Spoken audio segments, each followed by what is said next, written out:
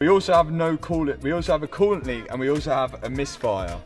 There's lots of faults that we need to solve here, and to do any of it, we need to get this back bit off, because the coolant tank is here, if it's like the Chiron, and I think the transmission stuff is over there.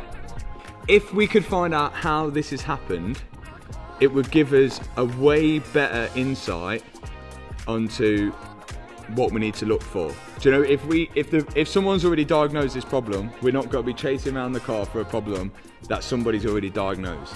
We should make some phone calls and do a bit of Googling before we go anywhere else.